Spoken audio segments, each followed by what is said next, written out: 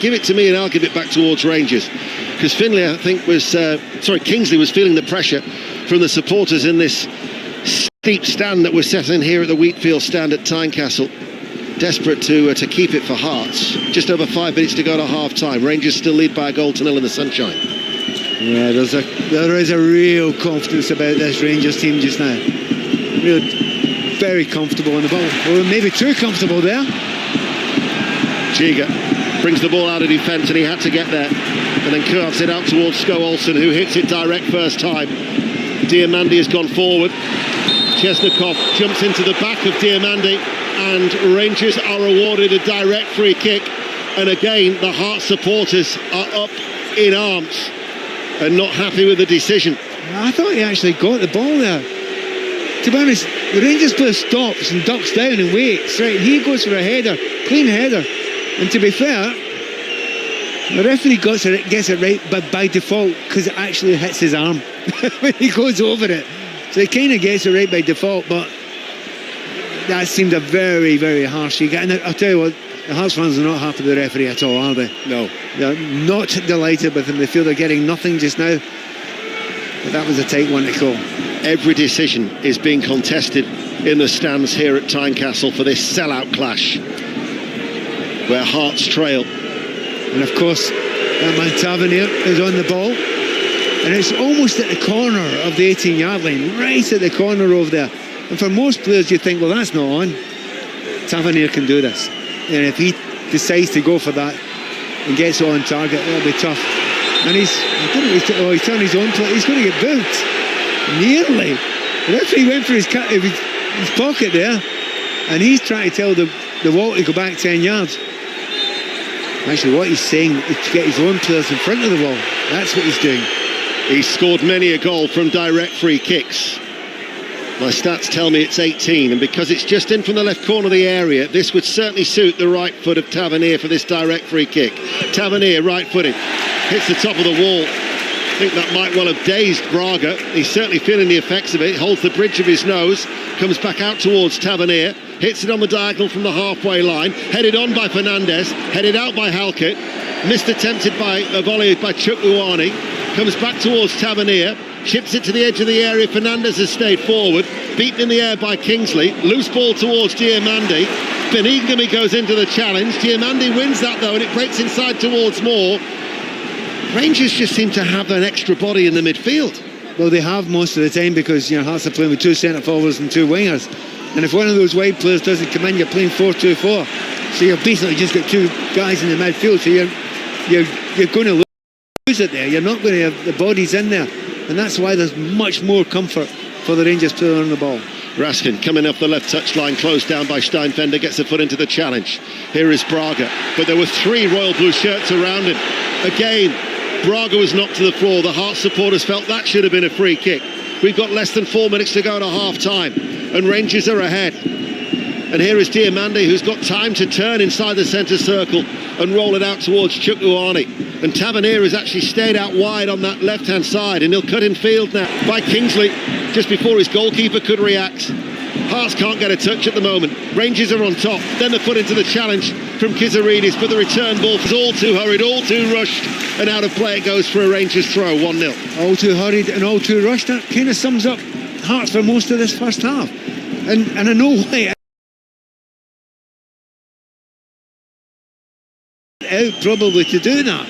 B, don't give Rangers a chance to play their comfortable football, and they managed it for almost 15 minutes, but since then you're right, it's controlled by Rangers. And I just wonder at half-time if Hearts can last to half-time, if Derek McInnes might adapt the system. He's capable of doing it. He often does play a different system.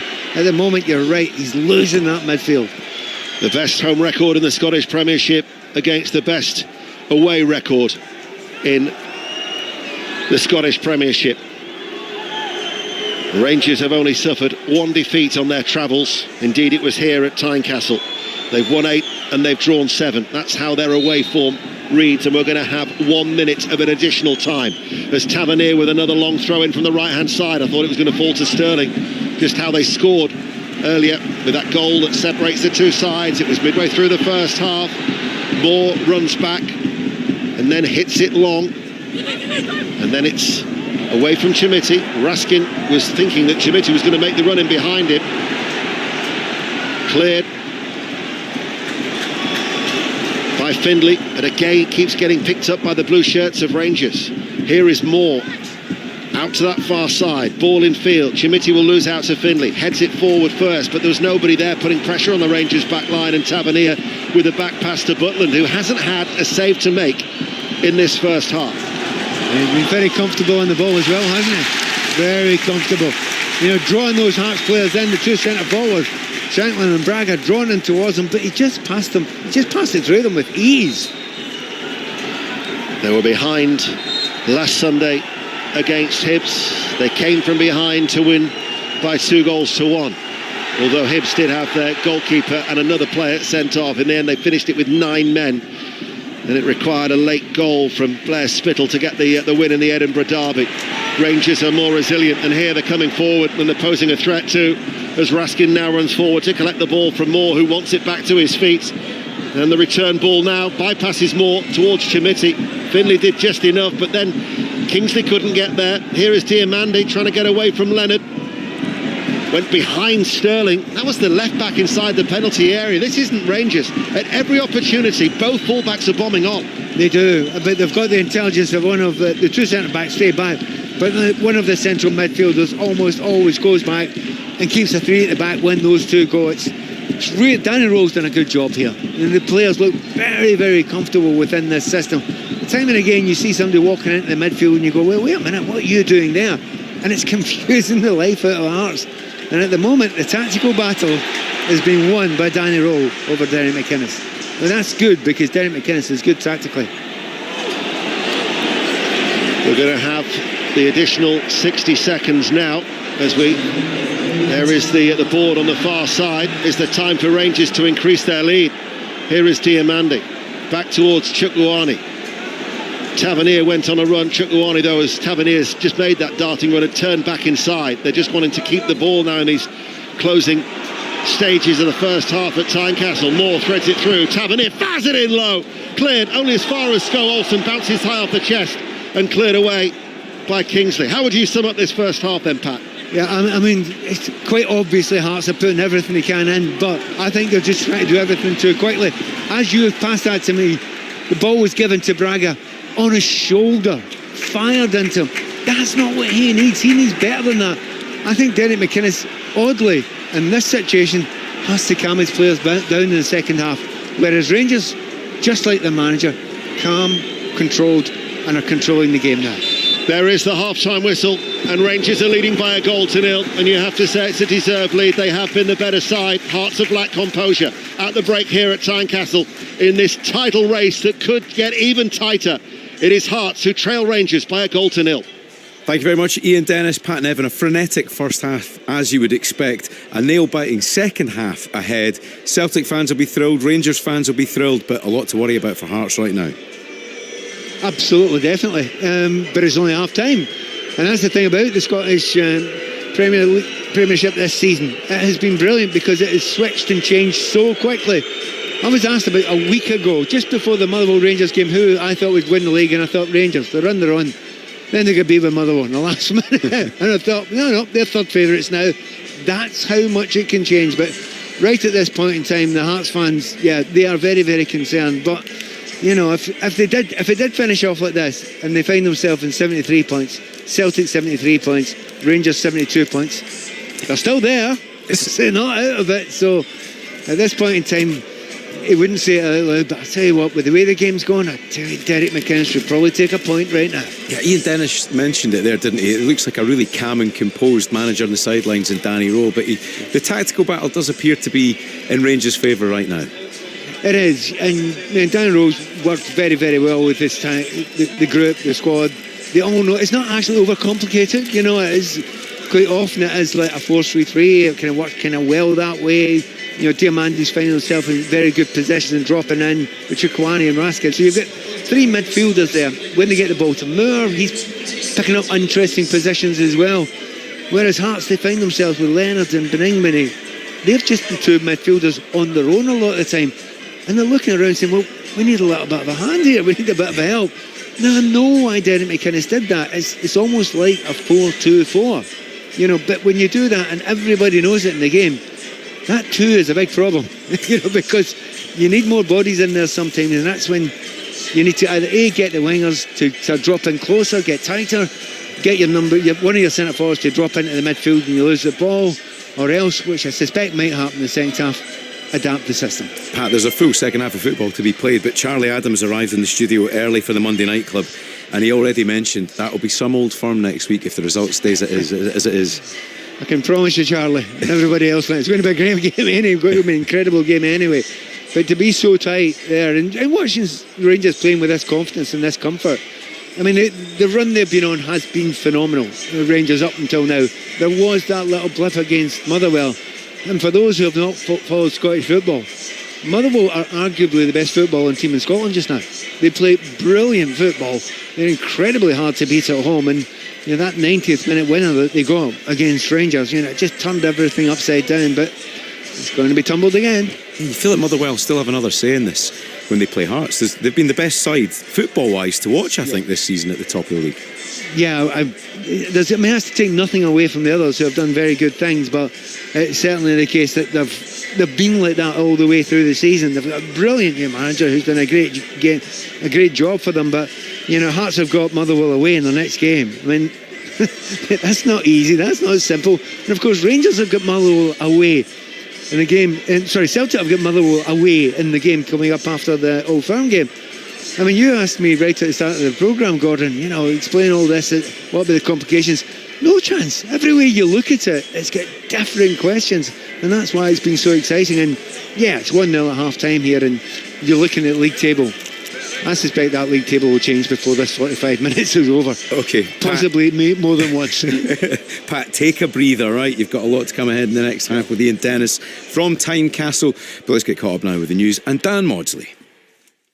The voice of the UK. This is BBC Radio 5 Live. A car has been driven into a crowded pedestrianised area in Leipzig in eastern Germany. The city's mayor has confirmed 2 people have died, and the suspected driver has been detained.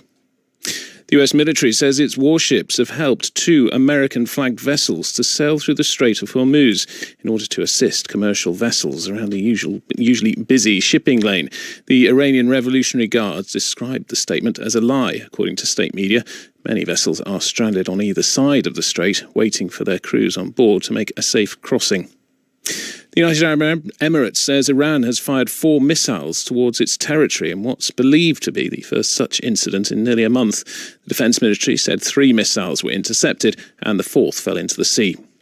And Britney Spears has settled a case of driving under the influence of drugs and alcohol by accepting a lesser charge of reckless driving. The 44-year-old was arrested in March after her vehicle was seen driving erratically at high speed. A lawyer said she accepted responsibility for her conduct. Orna has the travel. Dan, thank you very much. We've got some heavy traffic on the M25. So just before Junction 10 at Cobham Services, that is queuing now. Junction 10 is near the A3 in the Wisley interchange, but before there at the services clockwise, there's reports coming through now of an accident. Anti-clockwise queues as well at Junction 12 near the M3. It's queuing clockwise at Junction 15 for the M4 and the M25 at Junction 19 anti-clockwise. There's again a report coming through of an accident there, a queue forming, and the M25 at the Dartford Tunnel, that queue still there at Junction 1A, but most of the routes are doing well now. The A1, that is still closed at South Charlton because of an accident which happened in Northumberland. Dartford Tunnel we've mentioned, but also problems for you on the A470 in Powys. Now that's come through, still closed near Llangierig because of an accident which happened a couple of hours ago. The M5 queue, it's starting to ease, but 22 to 21 at Weston-super-Mare, northbound queues coming back from the coast have been there for quite a while. And the A20 in Kent at Swanley, so that's near the M25 at Junction 3 at the Swanley interchange. Emergency repairs there. One of the lanes is blocked on the roundabout. And just a reminder about trains, early finishes tonight. You've got the bank holiday timetables. London Charing Cross, you've got Waterloo East, they've got engineering work going on. Liverpool Lime Street the same. A reduced number of trains on West Coast Main Line, that's at London Euston. And the East Coast Main Line has a bus replacement between York and Darlington. Orna Merchant, 5 Live Travel. World Championship Boxing here on BBC 5 Live and BBC Sounds. Another all-British epic. Two of British boxing's most dangerous men go head to head. Fabio Wardley, victory from the jaws of defeat. Reaches and lands the right hand once again. Fabio Wardley and Daniel Dubois clash for the heavyweight title. Here, ringside commentary. Saturday night from 10 on 5 Live and BBC Sounds. This is 5 Live Sports With Gordon Smart. Listen on BBC Sounds. It's coming up for 6:25. Thank you very much for listening to 5 Live Sport. Gordon Smart here this afternoon. Back to Tynecastle shortly. Hearts are 1 down against Rangers in the Scottish Premiership. Earlier on, Nottingham Forest took a major step towards Premier League survival. They won 3-1 at Stamford Bridge against Chelsea. Taiwo Awoniyi scored twice while Igor Jesus converted a first-half penalty. João Pedro scored a late consolation. An absolute screamer of an overhead kick. John Southall spoke to the Forest captain Ryan Yates post-match, who paid tribute to the wider squad after Vitor Pereira made 8 changes to the starting lineup. It's a squad game now in the Premier League. We've made a lot of signings, a lot of new lads who haven't, got the minutes they want, but they've worked hard every day and they've earned their opportunity to play and they've taken it. And that's, I think, to be a successful side, it's not all about the 11, 12, 13 who play majority of the minutes. It's about the full squad, and that's what we're all about. Even as players, though, did you expect to be 2 up within 15 minutes and then to come here and win, not comfortably, but 3-1? We came here to win. Chelsea, fantastic club, fantastic players. Going through a reasonably difficult time for Chelsea's standards at the moment, and we were fully confident the form we were in, even with the changes, that we could come here and win, and that was the belief. I'm not sure I thought we'd go 2-0 up in the first 15 minutes, but when you start the game on the front foot with that belief that we did, these things can happen. You kind of forget, don't you? You've been through 4 managers this season. I mean, it's been pretty remarkable. Now you're sitting 6 points above the relegation zone, 42 points. Enough? No. It's not enough now. Until it's mathematically done. And to be completely honest, I think just maybe a few weeks ago we were looking at who's playing who and stuff. But I think when we're playing like we are, I don't think we need to look at the table too much. I think we just need to, it's cliche, but just focus on how we're playing. Because if we can keep playing well, then I think we're going to keep picking up points, because we have a fantastic team, and I think we have fantastic players who can come and make an impact on the team as well. So that's I think that's the secret to us at the minute. Well done today. Thank you. Ryan Yates speaking to John Southall there after Forest 3-1 win at Chelsea. Chelsea have confirmed young forward Jesse Derry is conscious and undergoing precautionary checks. He was taken to hospital after a collision in the first half with Forest's Zach Abbott. Later on, Manchester City will try to close the gap on leaders Arsenal to 3 points. They're at Everton from 8 o'clock. Updates during the Monday Night Club with Mark Chapman and Charlie Adam. Right, from the green grass of Stamford Bridge and Tynecastle to the green of the Bays in Sheffield. The final of Snooker's World Championship between Sean Murphy and Wu Yiza is finally poised going into the final session at the Crucible. Jamie Broughton, how's it looking? Well, Sean Murphy trails Wu Yiza by 13 frames to 12 after the third session of play of the final. The 2005 champion resumed this afternoon trailing by 10 frames to 7, but he fought back, winning 5 frames in a row to lead 12-10, and he looked like he might pull away, but Yiza then responded to claim the last 3 frames of the session to secure a 1-frame lead. They'll resume at 7 o'clock tonight, with 18 the target to be crowned champion of the world. Thank you very much, Jamie, and I'm delighted to say we've got a little surprise for you. We've been joined by the 6-time world champion, none other than Steve Davis, who is commentating on the final for the BBC. How are you doing, Steve? That's great, thank you. It's been exciting up here, and we're in the home straight now. It's exciting. It certainly is. Steve, I've first of all just got to say, I would have done much better in my exams at school if it wasn't for you playing snooker on the telly. So it's your fault I'm here, really. Yeah, well, it's amazing, isn't it, that the game's got so popular, and it was back then as well. But, I mean, somewhere down the line, you must have done something right. Just about, or maybe something wrong, however you look at it. Steve, what are the emotions like coursing through your veins on an evening like tonight, as a commentator and seeing the pressure those boys are under? I think it reminds you of what it was like when you were a player, but what it does do is it sort of gets your snooker playing juices flowing, even if you're not a player currently, and you start to get sweaty palms on the big shots, and you know what the players are going through. You know what it's like in the dressing room before you go out. You know what it's like in the dressing room in the mid-session interval, depending upon the storyline, and you feel for the players. And of course we have to be critical, but we also know how easy it is to miss anything. I think it's a remarkable sport in that sense, that coping with the pressure of being under the spotlight for so long, and Isa looks so relaxed to me, almost emotionless. Is that a fair assumption? Well, I mean, what is going on is very similar to sort of, you know, the ducker on the pool. You know, sort of, it looks serene, but underneath you're paddling away as furiously. And you saw, obviously, you know, one of the heartbreaking moments, well, certainly for the person involved, Mark Allen, when he missed that easy black. You know, but anything is missable out there.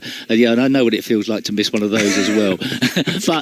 but what we are absolutely poised for the finish of this match. The third session this afternoon, both players, when they got in front, looked like they were waiting for the other person to catch up, and there might be a clue that that's how it's going to end up, that it could be close because whoever's in front just cannot pull away, like there's a magnet drawing them back. And that happens a lot in snooker.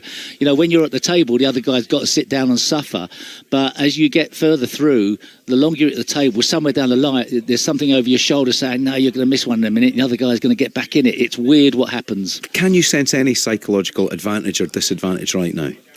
Absolutely none. No, I mean, we thought at one stage Sean Murphy was shot and Wu Yiza got the better of him. Then all of a sudden Wu Yiza came out this afternoon and looked like a rabbit in the headlights, and Sean Murphy looked like he was going to carry on playing and win the whole of the session every frame.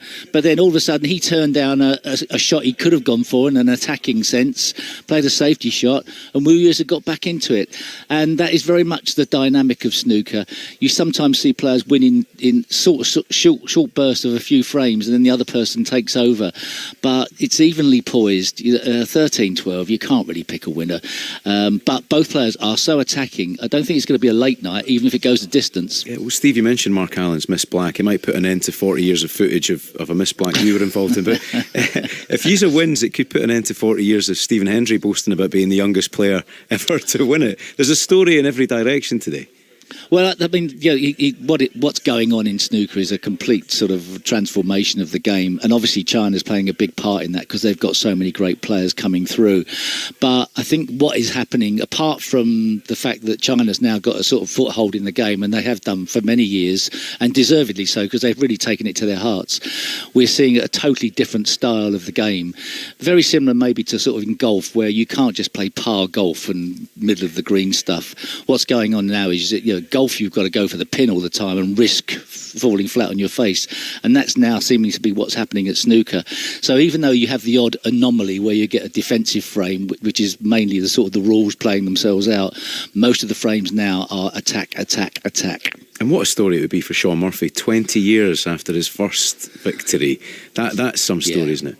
Absolutely astonishing. I mean, it's a hell of a long time from winning your first to possibly winning your second, and you would think that it was too long a gap, that there would be too many scars that have gone that way that you couldn't get over them. But he's playing some of the best snooker of his career. He's playing some of the most attacking snooker of his career, and it's really hard to pick a winner. And I think it may be the person who can somehow keep in front when and not let the other person back in. But it seems to be the way that it's going to go the distance, because nobody can really escape the other.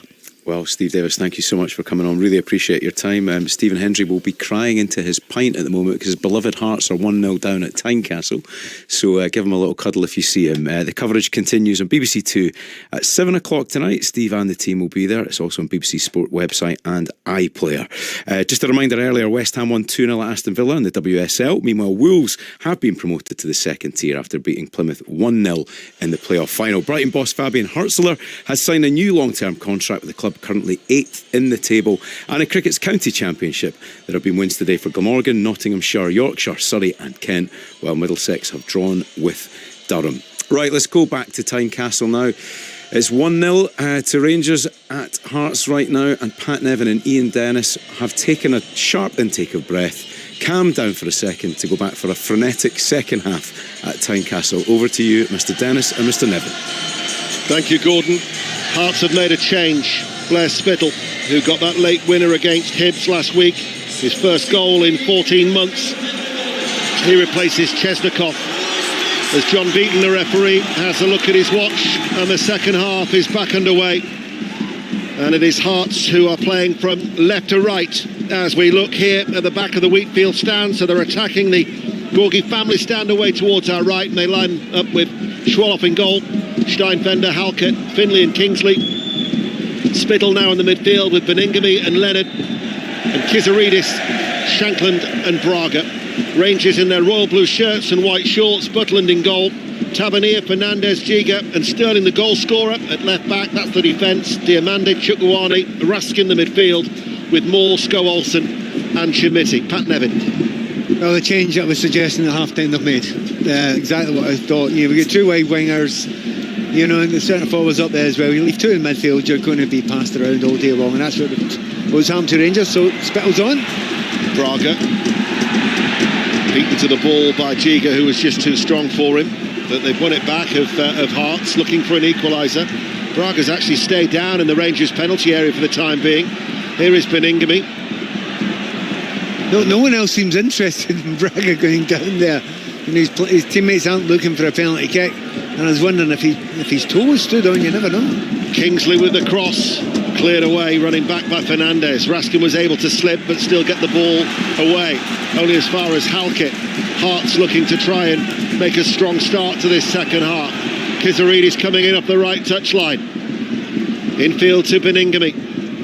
Leonard in a central area. And then Finley joins the attack. Out towards Kingsley on that far side, the left. Kingsley with a cross, headed out by Chukwuani. Chimiti just runs it into the path of Diamande. Tried for the early switch towards Moore, but it took a deflection and Hearts have it back again. You see what Rangers are trying to do just now. They're having a look at this system they're playing against with Hearts. It is adapted a little bit, so they're just seeing who has to mark who, and not being too panicky at the start of the second half. I'm classing the cup exit on penalties to Falkirk as a draw, hence the reason why I'm saying that Hearts are unbeaten in all competitions this season at home. 15 wins and 5 draws. It's 373 days since they last tasted defeat during the normal 90 against Dundee on the 26th of April. They're looking for the first time since 85-86 to go unbeaten throughout the whole campaign. But they are behind here, and questions are being asked of the league leaders. A lead, incidentally, that could just have 1 point separating the top 3 in Scotland with 3 games left to play. That's how important this lead is for Rangers. 1-0. Kingsley to Beningame. Beningame almost loses his balance as he stumbles. Ball prevented from going out for a corner by Giga. It's a throw over on that far side. Just like the first half, the Hearts have started very, very well, lively. Maybe not at quite the same pace. That madness that was around the stadium wasn't quite here at the start of the second half. But yeah, they've dominated the possession in the very early stages of the second half. Kingsley waits to take the throw. Gets it back from Findlay. Spittle then will send over the cross, chested into the path of Kizaridis, leaves it for Shankland. Shankland goes for a curling effort. Fernandez throws himself at it, and then Spittle. He connected well against Hibs last week, but on this occasion his right-footed volley has been sliced high and it drops out for a goal kick, and Rangers still have a slender lead, 1-0. What a thump there from Lawrence Shankland. He caught that well. It was going towards the back post. Butland was scrambling after it, but once again, block round about the penalty spot there. And he'll be feeling that in his head. He absolutely clattered it. But good start for the second half for Hearts. They've certainly come out knowing what they have to do. Indeed, that game against Dundee, incidentally, was the last time that Hearts lost and failed to score at home. So 22 games since. As Diamande in the penalty area with a cutback, looking towards Moore.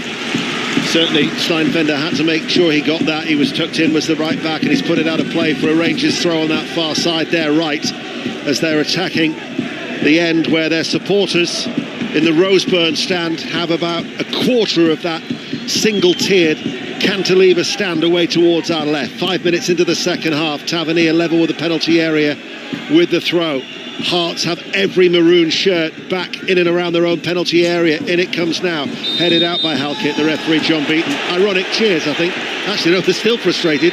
Could have been a counter-attack for Kizaridis. Yeah, it kind of looked better than it actually was, that counter-attack, because Kizaridis had the ball, but there was 3 blue shirts ahead of him, and he only had Braga coming to help him. So it wasn't a clean break. Kizaridis back to Leonard, touches it and almost sells Steinfender a little bit short because of the pressure from Diamandi. Leonard will hand the ball to the Austrian, who goes down to Shankland, who's cushion header in field to Kizaridis. Hearts now with Steinfender, plays the ball forward. Braga was a little flat-footed and it's going to run out of play softly for a throw to Rangers. Well, you say that Braga was a little bit flat-footed, may well be so on that occasion, but referring to my comments in the first half, when's the last time you get a ball played up to his feet where he could hold the ball? He does so much running, but the quality of balls into Braga, and he's a very, very good player. And I just want him to do something good so we can hear his song, because he's got the best song in football. Yeah, it's the little tune to that of Radio Gaga. I'll be hoping to trot out "We Are the Champions" as well from Queen come the end of the season. This scoreline makes you think otherwise. Braga with the cross, headed out by Fernandez. Bouncing ball, Chimiti loses out in the challenge to Halkett, who had a grip of him. Firm grip too. Leonard in the midfield. Plays it now to Finlay. Hearts looking to try and capitalise on this good start, but still haven't really tested Butland as they trail by a goal to 0. Kingsley with a switch of play. Kizaridis with the early cross in from the right. Nobody is there of a Hearts persuasion. Sko Olsen to clear the ball away. Leonard heads it forward. Beningame with his back to goal. Plays it back now towards Stuart Finlay. But they're certainly seeing a lot of the ball, Pat. Yeah, and that's one little bit of imagination you've seen from Hearts. If the real question over them so far in the game is bits of imagination in the final third. Well, that cross-field ball that gave Kizaridis a little bit of space there, he pushed it into the right areas, and Shankland and Braga just quite couldn't get there. But I think that's an uplift, that's a positive. Kizaridis leaves it for Spittle. Ball played forward, headed away by Fernandez. Kizaridis in field. Spittle linking up now with Braga. Braga towards Beningame. Tried to get to Shankland. Balls towards Braga, gets the shot away. Left-footed. It's the first time they've actually got to his feet, what you've been saying, and all of a sudden he's in with a shooting distance to test Butland. And that's why he's so special. You know, and Rangers know that. They're trying to cover in front of them as much as they can. But you get that, manipulate the situation, hold enough of the ball, don't be panicked about it, so that you can get the ball to Braga in that area. When you get the ball to that area, he's dangerous on his own, but he's got Shankland who works with him well too, so they need to work on that. That's the first save that Butland's had to make. Meanwhile, at the other end, Chimiti into towards the penalty area on the stretch, might go towards Raskin, had a swipe at it, fouled Halkett. Raskin has stayed forward. He tees up Sko Olsen, who shoots into the midriff of Schwallock.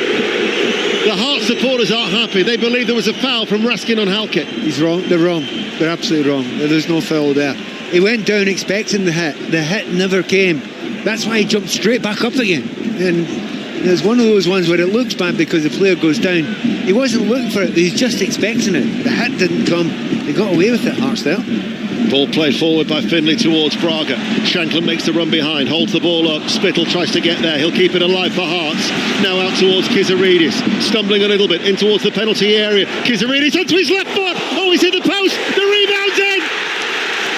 Kingsley on the rebound. This place has absolutely gone berserk because Hearts are level. 9 minutes into the second half. Kizaridis was denied by the post. But Kingsley was alert, he was alive.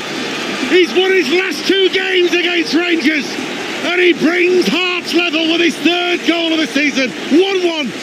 Well, it's slightly coming because he did exactly the same as he did 2 or 3 minutes ago. I said that's the best move. The ball was played to the left all the way over to the right, giving Kizaridis a little bit of space. And if he's a wing, and he's a good one, 1-on-1 with a defender, he can make things happen. He hits the post, and it's just lucky to some degree it falls to the full-back, but it's not lucky in the fact that they're saying to the full-back, you get forward, you go and ask another question. I'll tell you what is it about left-backs today? It's a goal for each of them. Listen to that noise inside Tynecastle. It has a capacity of 19,852. That was deafening. It was. I mean, on the pitch, it's annoying. It's unbelievable when you're on the pitch and hear that. You know, those Hearts fans get into this moment and suddenly they're completely and utterly alive again. I'll have to say, before the half-time, I said to you, they've got to change it. They're getting hammered midfield. He's done exactly the right things, Derek McInnes. Spot on, he's seen it. As I said, Danny Rowe had won the first half tactically, but that's the first half. And also said something else to Gordon before he came back there. I suspect that league table's going to change once or twice in the second half. Has already. Well, it would currently read Hearts 74, Celtic 73, Rangers 70. They go to Motherwell away next Saturday night. That will be tough for Hearts. And then on Sunday, it'll be Rangers Celtic at Celtic Park. You will hear that live on BBC Radio 5 Live. We're also available this evening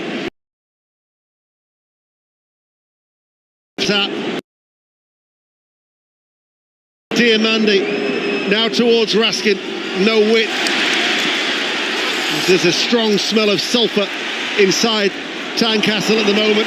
Move breaks down for Hearts as Rangers win it back. Diamandi, Tavernier from distance, right footed on the rise and into towards the Roseburn stand. Those Hearts supporters behind the goal kick. 1-1. So here's the question: what do you do now if you're Hearts and Derek McInnes? Do you go all out for the winner? Do you think, well, actually this isn't bad, just keep on doing what you're doing just now? I suspect that's what it will do. Is the Hearts 1-1 good enough? You just don't know. At this point in time, you don't know. I think Hearts got to go for it. It's a home game. They've got a brilliant home record. They've got tough games ahead. I was just about to give you a question to your question, but you've already answered it. I was going to say, well, what would you do? Well, I'm an attacker. I go for it. And I think, you know, fortune favours the brave. And in modern football, you watch it from the PSGs of this world. You know, if you go for it, you're attack-minded. You know, it's working in modern football, this. Don't look back. Leave everything on the track. There's more to Sterling. Links up with Moore once again. Left-hand side of the penalty area. Challenge comes in from Steinbender. Kizaridis downfield, blocked by Moore. Headed away by Leonard. Up it goes, though. No, Braga beaten to the ball by Chukwueze, who gives Raskin something to chase. And Leonard gets there first, but the last touch came off the Hearts midfielder, and it'll be a Rangers throw away towards our left-hand side as we look down these steep stands, almost on top of the action here at Tynecastle. It's one apiece, and Tavernier on this left-hand side, as we approach the hour mark, is going to take this throw, and it's going to be a long one that is going to be launched in, and every outfield player is in and around the penalty area. Tavernier now with a throw. In it comes, crowded box, header! It was from Fernandez. It was down into the ground. It was, in the end, a comfortable save. Now, two players have both gone down holding their heads, but about 10 yards apart. But the weirdest thing is, he got the header and then he goes down. So there must have been a little clash of heads just before that. Oh, actually, it's just after he heads it, and there's a little, well, I say a little clash. Any clash of heads is bad and can be very painful. And there's no doubt that was a lot of power in that. It's calmed. Well, I was going to say calmed the game down a bit for a minute. It's not calmed the stands down, has it? Certainly hasn't. And considering we had that dreadful head injury in the game before as well, the young lad Derry, who we hope's okay. Yeah. Chelsea player. Yeah, Chelsea, who were beaten at home by Nottingham Forest by 3-1. Everton, Manchester City's underway at 8. There'll be regular updates into the Monday Night Club with Mark Chapman at 7:30. That's coming up on 5 Live. But as Fernandez is just now starting to sit up, it was just purely accidental with that clash of heads. Both sets of physios are on the field of play. It gives me an opportunity to remind you what's coming up on 5 Live during the week. Tomorrow, live at the Emirates, John Murray and Matt Upson for exclusive radio commentary of Arsenal against Atletico Madrid, the second leg of that Champions League semi-final. We will be live inside the Allianz Arena in Munich on Wednesday night. Bayern Munich against Paris Saint-Germain. There is no substitute for actually being there. And on Thursday, the Europa League semi-final at Villa Park, Aston Villa against Nottingham Forest, where Forest, who made 8 changes today, and now still find themselves 6 points clear ahead of West Ham, will look to protect that 1-0 lead that they gained at the City Ground last week. Rangers had a 1-0 lead here, but Hearts have equalised. And as Fernandez is up to his feet. Trying to still see who the Hearts player is. He's being obscured at the moment by the physios. Steinfender. He's not got much good fortune against Rangers because he scored the own goal when we watched them together in back in February at Ibrox, and then he got an injury. Yeah. Oh no, did he come on the field to play? He's actually, to be honest, he's actually played very, very well today, but he's got the Terry Butcher bandage on. And Rangers, Rangers being a Rangers player, old Terry. There's something going on at the back of the stand there. Yeah, I wonder if there are some Rangers supporters who have infiltrated the Gorgie family stand and have been pinpointed to the stewards and therefore are about to be ejected. Let's get the team news from Everton. Amidst the noise, I think I heard the name Mike Minay. If he's ready. Can we get the team news from Everton? 3 changes for Everton from the side that lost at West Ham. Beto, Roll and Irabunam back into the squad. Gay, McNeil and Barry are the ones that drop out. The latter 2 go to the bench. 8 changes for Manchester City from the side that beat Southampton to reach the FA Cup final. Only Mateus Nunes, Nico Gonzalez and Rayan Cherki remain. Thanks, Mike. That's an 8 o'clock kickoff at Hill Dickinson Stadium. We're back underway. Steinfender, a la Terry Butcher, has now got the headband, the head strapping around his forehead, and Fernandez is also back on the field of play, and the Rangers supporters are indeed being ejected, much to the amusement of the Hearts supporters in that end away towards our right hand side. 62 minutes played, 1-1. That's another injury now, and that's another facial one, I think. Pointing at the referee. Is that Finlay that's gone down there? It feels as if there's some flailing limbs going on there. The referee's taking no great interest in it, it's to be said, and Finlay's got up quickly. John Beaton was just checking from the VAR, Andrew Dallas, that everything was okay and he's allowed play to continue. In front of the main stand over on the far side, we still see patches of blue sky on this pleasant evening in Edinburgh, and there was a foul, and I think now all of a sudden, I think that Rangers fan or fans are, I don't think they're getting out easily. No, Hearts fans are very annoyed about them being in there, which is stupid really. It's not their position, it's the police and the stewards. They should be doing that. And it's some of the youngsters from the Gorgie Ultras have got a wee bit overexcited. Yeah, there's a little block with the Gorgie Ultras behind that goal, and they'll be at school tomorrow morning. I was going to say the average age is 14 in there, to be fair. But they didn't take too kindly to the Rangers supporter who's just been escorted out. Back it goes towards Giga, and he heads it towards Butland, 1-1. It's first little camp moment of the game we've had for quite a long time, isn't it? Just a couple of injuries there, camped it down for a wee while, but don't worry. That change, though, he's made a difference, hasn't he, Blair Spittle in the midfield? Yeah, I mean, it felt to me very, very obvious that they were, you'd mentioned the fact that they couldn't get a pass in, they couldn't get a touch of the ball, they were getting passed around. Rangers were comfortable on the ball. Now, if that's happening in midfield and you're trying to squeeze in, it's not working. You've got to look at it. And the oldest one in the book is, and I say this with pain sometimes, if you get 2 wingers out there and 2 strikers, it's usually a winger that goes, you get another midfielder on. Here is Shankland holding the ball up away from Fernandez. Down the line for Spittle to chase. Sliding in was Chukwueze, but didn't put the ball out of play, and he had to make that second challenge.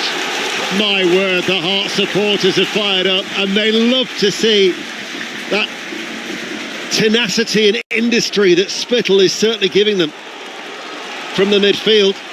It's going to be actually a corner kick to Hearts as well. Now, both teams actually have scored the highest amount of goals in the Scottish Premiership. 14 goals they've both scored from corners this season. So we all know about the threat. Leonard to take it. It's an outswinger. It almost fell towards Kingsley again. They can break from Rangers with Moore looking up as he runs out towards this near side. Away from Kizaridis. Opens up for Moore. Sko Olsen wants the ball, but he couldn't get it. And the reason he couldn't get it was because of the legs of Steinfender behind for a corner kick, 1-1. It's a better game of football. It is. It really is improved in terms of pure quality in it. I mean, first of all, you're getting players like Mikey Moore on the ball. That's a fabulous run by him. He was second favourite all the way through. And somebody, weirdly, the way he ran with the ball reminded me of somebody, and that somebody actually got in my eye line on the way. It's James McFadden who sit beside us. Corner kick then, and just what I'd mentioned about 60 seconds ago, the threat from corners. You can repeat that here for Rangers. And it is going to be Tavernier to take it. Doesn't beat the first man. Headed out by Shankland. Moore will keep the ball in play though for Rangers as he runs back towards the halfway line. Olsen able to turn as he drops back inside Rangers territory. 65 minutes played, 1-1 here on 5 Live. Butland goes long, and that's going to go straight down the throat of his opposite number, and it's caught by Alexander Schwolov. And there's activity on the Rangers bench. So Danny Roll, who turned 37 on Tuesday, is the manager who's now going to respond to a tactical change after Derek McInnes made that alteration at half-time. Yeah, two very good tactical managers, and really impressed. McInnes, so often he's been mentioned as a possible Scotland manager, a possible Rangers manager, well, that sort of stuff. But tactically, he's been exceptional this season, and he's shown in the second half, but Roll similar. Here is Kizaridis, runs into the inside right channel and tests Butland. He hit it so early, once it was out from underneath his feet, right-footed, it was patted down by Butland. Get more space now, Kizaridis, on this right-hand side. I mean, Sterling, he did a very good job in the first half. Kizaridis doesn't always go back and chase back there, so he's got a little couple of yards on him when the ball's played wide. So Kizaridis is becoming a big part of this game. Olsen, I think, is the player who's going to be coming off, and JD Gassama is the player who's going to be coming on. Raskin did the dummy to let it run through to Olsen. They weren't on the same wavelength. But Sterling wins the ball in the midfield, then he was fouled by Kizaridis, and referee John Beaton will give that free kick to Rangers, 10 yards forward of the centre circle, quite a central area. And it remains 1-1 here on BBC Radio 5 Live. And you absolutely cannot call this game now. No. There is no way in the world you can call this game now. I think Hearts have had a good start to the second half, but Rangers, they can grow into it. And we've watched them before when the 4-2 game, when Rangers just get stronger and stronger as the game went on. The other thing you have to remember, here's a strange one for you. Rangers have played 17 more games than Hearts this season. They should be getting tired. Don't look like it. No. The 55th game of a season that began on the 22nd of July for Rangers.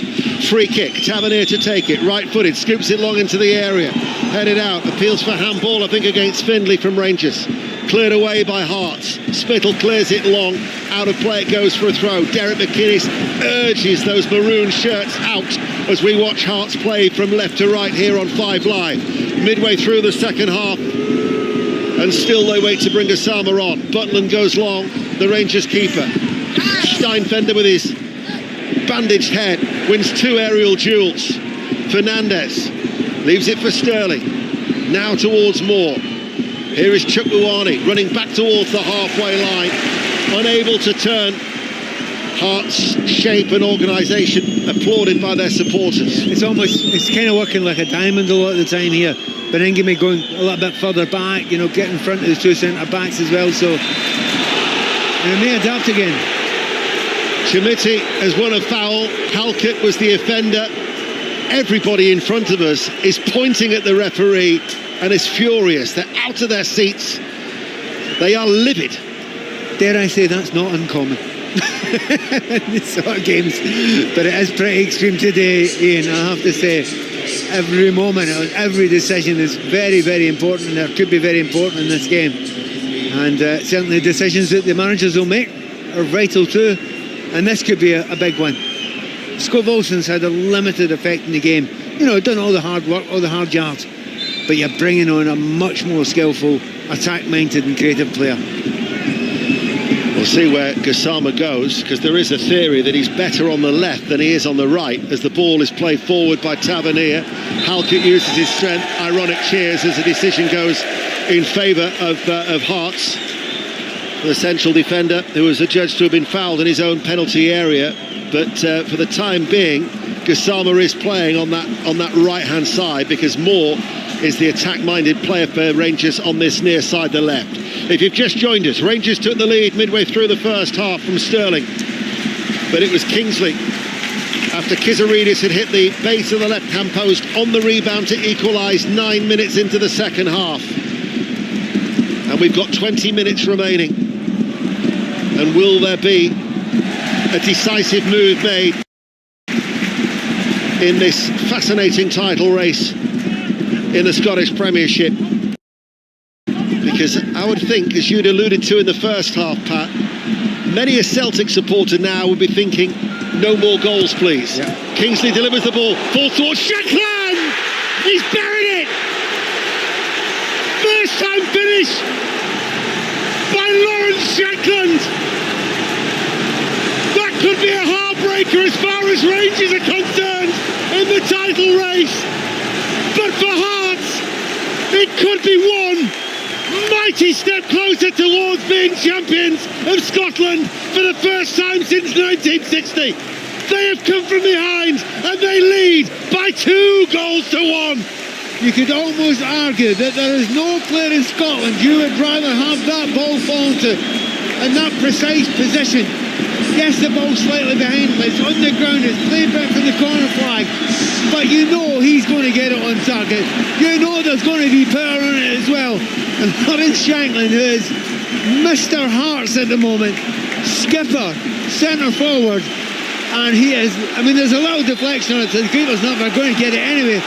But wow, what a game we've got on now. Right, Daniel, up to you. What are you going to change? Shankland now with 7 goals in his last 11 league games against Rangers. They're looking for a third here. It's actually 4 in his last 3. Hearts are now really on top. They're saying there was a foul on Kizaridis. Well, there was, Ian, and Dujon Sterling should definitely have a yellow card for that. I have no idea why the referee isn't letting him go in his... Well, sorry, I spoke too soon. He's going to his pocket. There was a drag back there. Although I don't know if he gave it to Sterling. I think he may have given that to Diamandi. Sterling dragged him back. Anyway, all secondary. Free kick on the corner of the box. Shankland might fancy this. Diamandi was booked. We shall not be moved. It's the deafening roar inside Tynecastle. They've come from behind against their title rivals. Hearts are looking to go 3 points clear of Celtic with 3 games left to play. Remember, they meet at Celtic Park on the last day of the season. Rangers are going to be making a triple change in a game realistically they have to win. They've got to be careful here they don't fall further behind. It's a free kick to Hearts, who now lead by 2 goals to 1. Kingsley and Leonard stand over it. 2 in the wall for Rangers.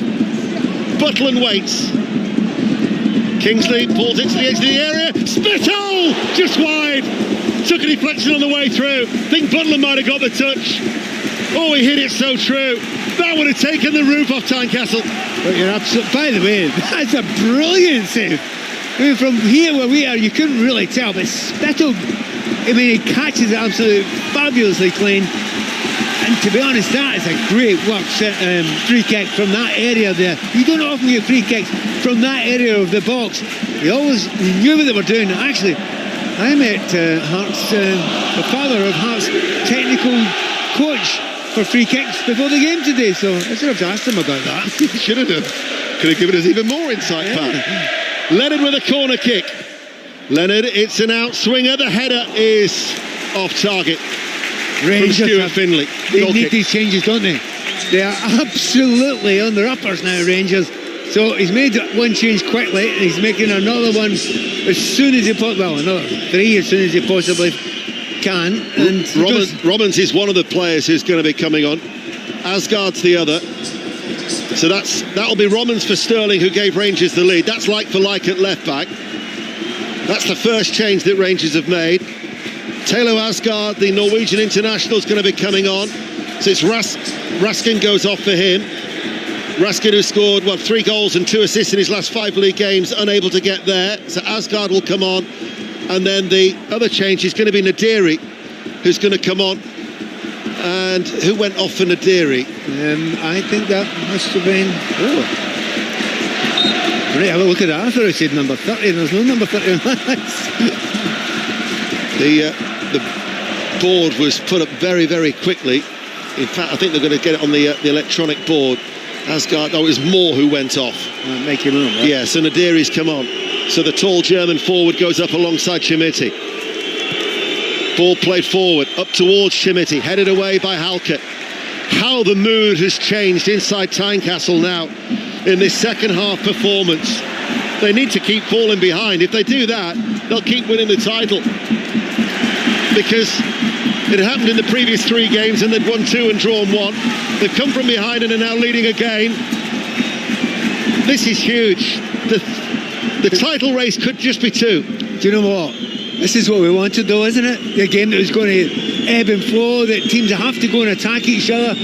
Rangers to some degree sat back a little bit. They've paid the price for that, so they need to go for it now. This is going to be mad all the way to the end of this game. We mentioned in the first half that it's 41 years since a non-Old Firm winner of the Scottish Premiership, that was Aberdeen in 1985. To give you greater context to the dominance of the Old Firm, the title has ended up in Glasgow 111 times out of 128 seasons, if you include third Lanark in 1904. And Hearts, who've been runners-up 5 times since they last won the title, only their 4th title, that was under Tommy Walker in 1960, are going to go 3 points clear as it currently stands. These next 14 minutes will be purgatory for them, as Rangers have got a free kick just in from the left touchline. Tavernier to take it, it's swinging in, Shaw punches the ball out, headed back, hits the crossbar by Asgard, headed back goalwards and headed over by Halkett. Incredible drama. Madness. I mean, how long did that ball hang on the air there? When it went towards the crossbar, nobody moved. Everybody just watched it. The goalkeeper had punched it out, it was headed back in, and it gently hits the crossbar. Rangers have got a corner kick. Corner kick for Rangers, 13 minutes remain. Asgard's just rattled the crossbar with that looping header. A Hearts player's been knocked to the floor in a crowded 6-yard area over on the far side. Well, the referee will have a look at it. He's staying down there. He's maybe want to kill a little bit of time as well. Part of it. It was Leonard who was floored in his own penalty area. Mind you, how congested is that? I can spot 5 royal blue shirts. Still there's a tussle going on between Chakluani and Leonard. In comes the corner kick, taken by Tavernier, delivered deep, headed out, headed back by Asgard. Giga is there, Halkett repels it with another header away. The Hearts supporters around us are feeling every kick, every header. They are with their players 100% inside Tynecastle, and 12 minutes remain as they lead by 2-1. And up until they got the second goal in, the entire game was played to our right-hand side. And since that second goal going on, it's gone to our left, the side that Rangers are attacking. Of course it does. In it goes, flicked on by Giga, headed up by Kingsley and away. Spittle, beaten in the air, hooked away, further away by Leonard. Running back is Robbins, he has to go all the way back to Butland. Less than 12 minutes remain as Butland hooks his clearance out towards this near side. Chimiti links up with Asgard, quickly surrounded by 2 maroon shirts. It's been a vast improvement by Hearts' second half. It has, and again, I take nothing away from Hearts. I was talking in the first half, there was a real lack of creativity. They weren't getting good balls into their centre forwards, particularly Braga. But the real problem was the system. The system wasn't working. They were getting no space at all and no help, and then they get dominated in possession. Second half, adaptation, tactics better, players look more comfortable in it, and they're a far better looking side the way it is just now against this Rangers team. Before today, they'd actually claimed 16 points from losing positions. It was the highest with Dundee United. They're going to add to that tally. It shows you the resolve that exists within this group of players managed by Derek McInnes, as they have come from behind to lead 2-1. And you can see the desire levels now. Oh, that was a firm challenge by Fernandez. Took the legs of Braga. Yellow card without any hesitation from referee John Beaton. And the central defender of Rangers is booked. Right, look, number one, he gets the ball. I'm completely sure that he gets the ball nice and clean. But the follow through, it's reckless, it's dangerous. He takes him out. I think the referee's spot on in that one. Rangers fans will not agree with me, I'm sure of that. But it's one of those ones, if you're an attacker and you're turning around and you could get badly injured in that. So he's following foot as much as anything that took him through. Referee's got that one right. So Fernandez booked. He joins Diamandi in the notebook there of John Beaton. And for Hearts, they're going to make a triple change on the far side. Fresh legs to preserve a valuable lead as it goes long. Aimed towards Shanklin, headed into the penalty area to Braga. Cleared away by Chukwuani for Rangers. Findlay tries to get there first. Was he fouled by Chimitic? Referee says yes. It'll be a free kick to Hearts. You could be right saying Jamie McCart's going to be coming on as one of the changes. That's the only one I can see just now. Well, you're absolutely right. There's a couple more coming out now. So McCart, centre back, he will definitely be coming on. Jamie McCart, who began his career at Celtic, signed from Rotherham in January 2025. Kabori is another of the players who's going to be coming on. I think Kazaridis is one of the ones who's going to be going off. So activity on that far side. The ball is played up towards Braga, couldn't control it.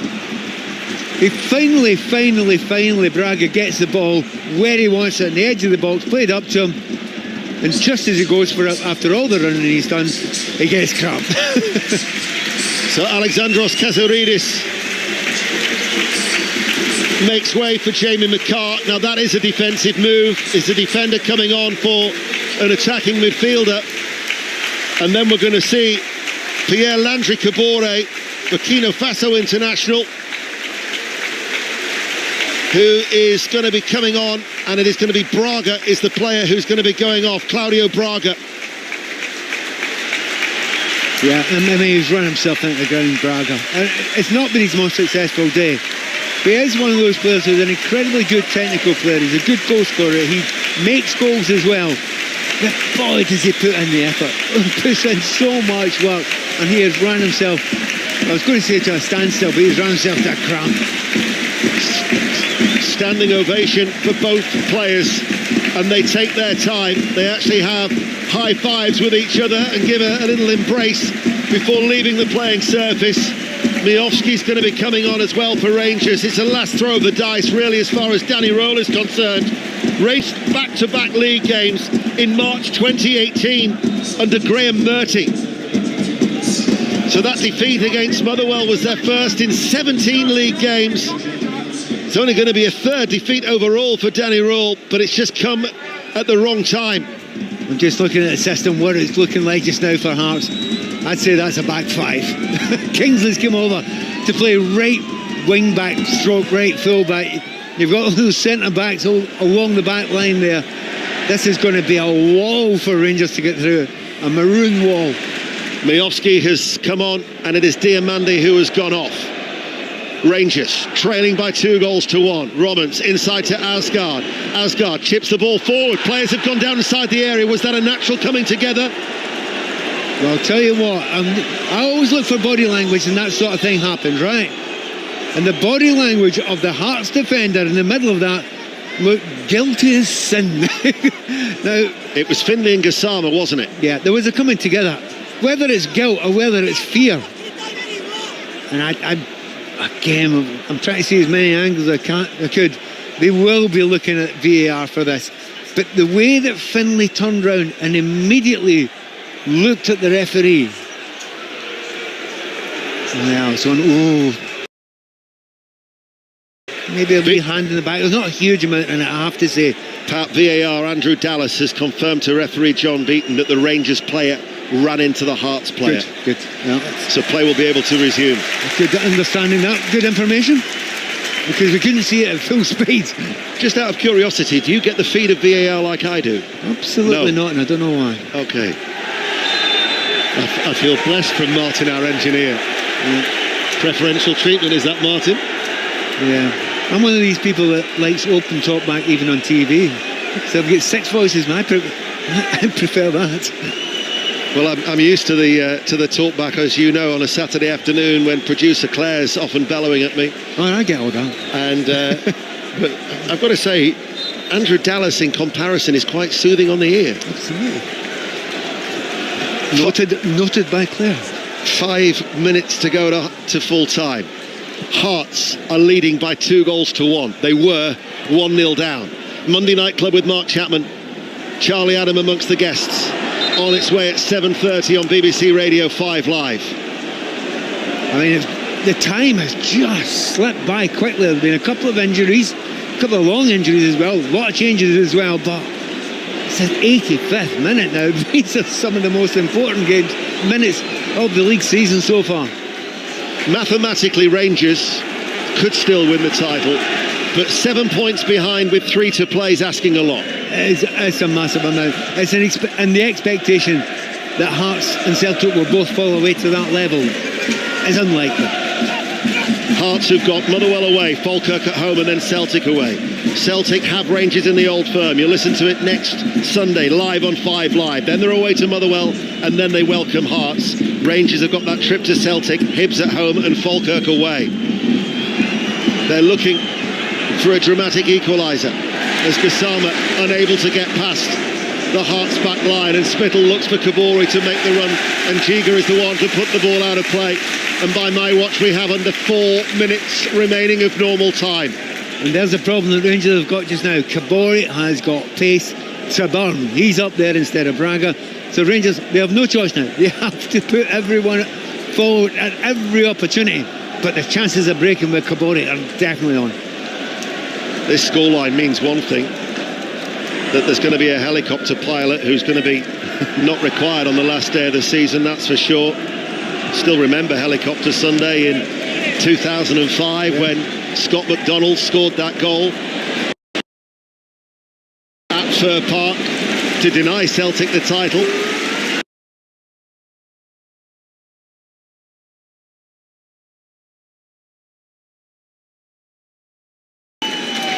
Three minutes remaining then of normal time.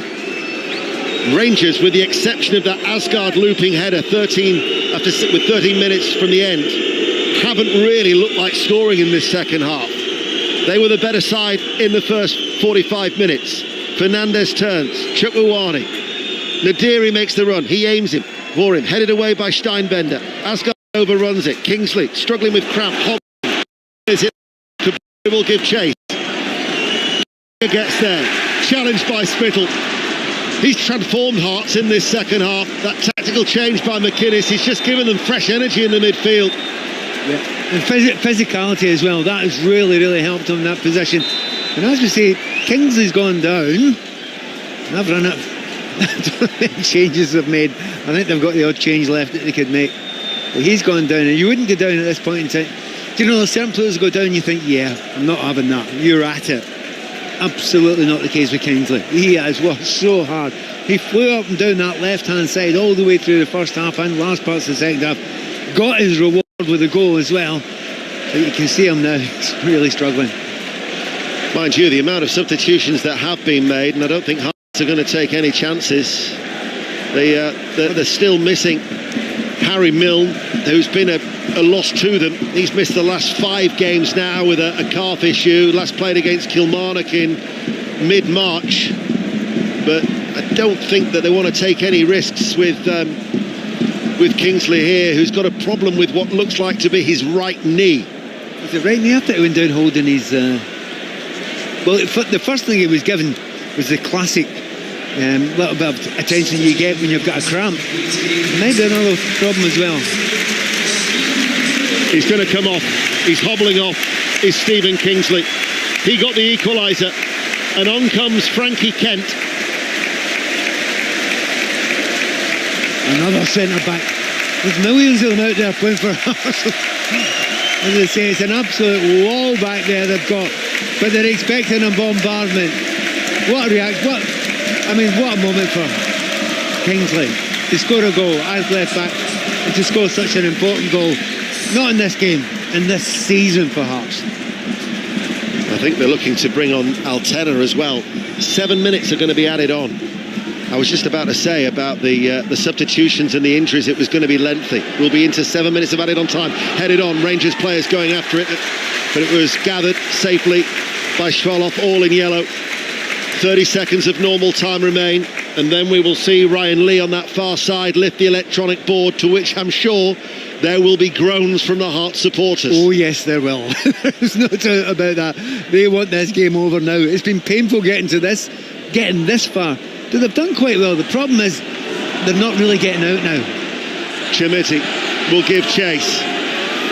Chasing back with him is Kent, who backheels the ball, and then Kent goes in. Chimiti goes to the floor. They take the throw quickly on this near side. We've got 2 balls on the pitch at the moment. We're into the 7 minutes now. Hearts lead by 2-1, and that was a little bit too quick as far as Rangers were concerned, and there were 2 players coming back from an offside position.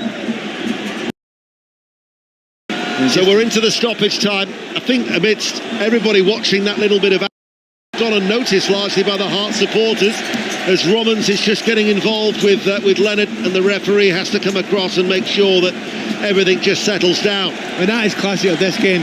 Your 7 minutes going up on the board there is massive. But you're right, nobody saw it. Everybody was too busy watching what was going on in the game. And there isn't a massive... That victory over Hibs yesterday.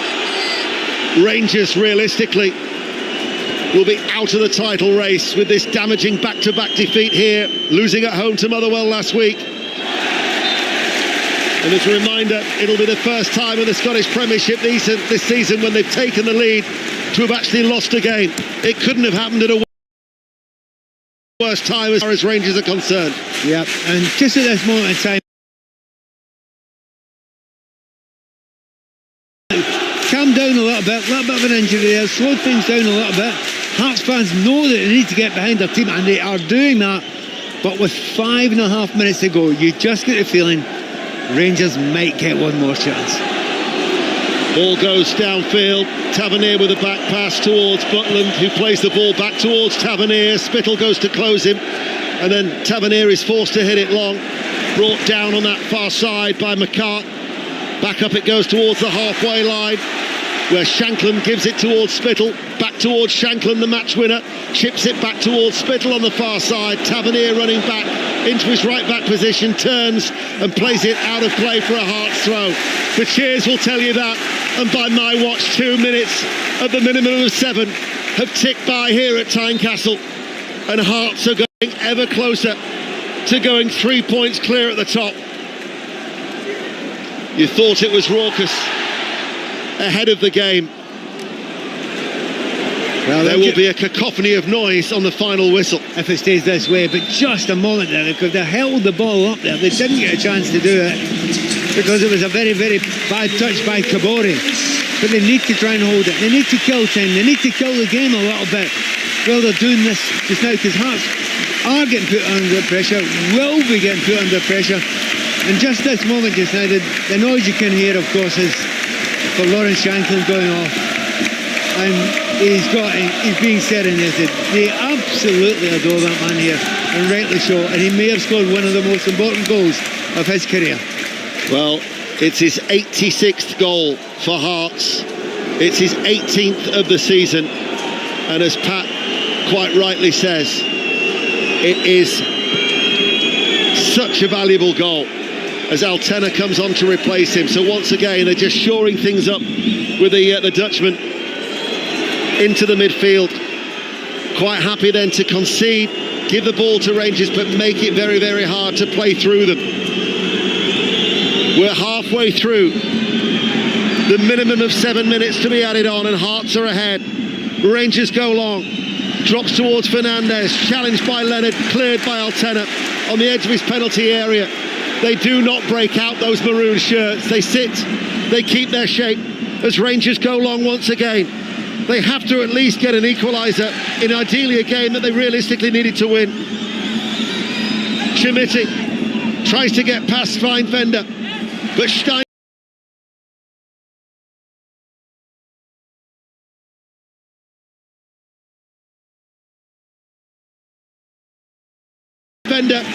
and then scoops the ball away. Kabore will get there ahead of Chukwuani, but Chukwuani shows his strength and wins that duel and gives it forward. Asgard with a long diagonal ball, shaft of sunlight in that end away towards our left.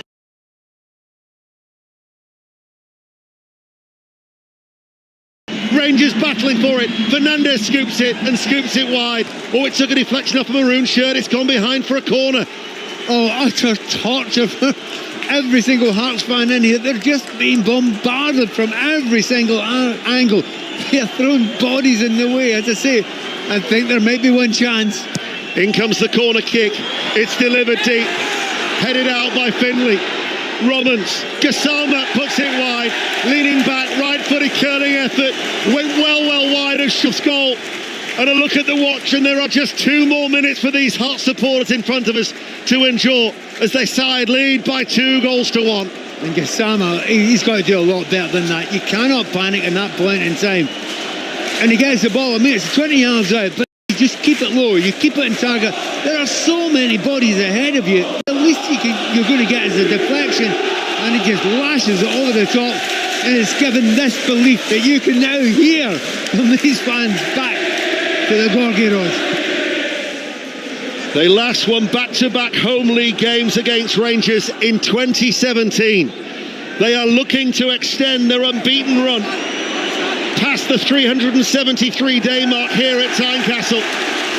They're looking to go 3 points clear at the top. And we have 60 seconds remaining, and they have... I can't believe there's Hearts supporters leaving in front of us. I think this is something different. I honestly do. I think they can't cope. I think some of them can't cope. It's incredible, the excitement around here, the buzz. And there's other people just sitting there, fearful. Can they possibly make these last few seconds? 2-1 to Hearts. Steinwender lobs it goalwards, caught by Butland. By my watch, there are 40 seconds remaining. Butland just throws the ball out in front of his penalty area. All in orange hits it long right-footed. Headed out by McCart. Tavernier can't control the ball on the halfway line. Tavernier, though, plays it forward. Up it goes towards Chimiti. Hearts players scrap for it. Chukwuani gets it out towards the right-hand side, level with the box. In comes the cross. Drops towards Nadiri. Cleared away by a rather tired Leonard. Dropping back into the penalty area, the midfielder. Here is Asgard. By my watch now, the 7 minutes are over. In comes the... 2 Rangers players both go for the same ball, and the goalkeeper Shrolov just dives forward almost in relief as Hearts supporters around us celebrate, because they know now that time is almost up as they lead by 2-1. You just look around and the body language for the Rangers players, they feel that's it. They don't think they're going to get another chance. We're well over the 7 minutes there. They are Hearts, since they got ahead there, hey, they've had a lot of centre-backs to do it with, but they've done it well. The referee's about to blow his whistle. The Hearts supporters are swirling, and white scarves around their heads. And there is the final whistle. Hearts have cleared another hurdle. Rangers, realistically, you'd have to say, are out of the title race. But Hearts goes 3 points clear with 3 games left to play. They have combined. They have beaten Rangers by 2-1, and there are wild celebrations in Tynecastle. They are another step closer to the title. The dream is still alive, and to our right, big banners come up. Keep believing from those Heart fans. They wouldn't put it up before that last second there, would they? They couldn't believe it. They can't believe it to some degree. But the team have fought so hard today. What a battle, what excitement, much better game in the second half. And over the piece, I have to say Hearts just about deserved it. It's still there, the possibility that Hearts finally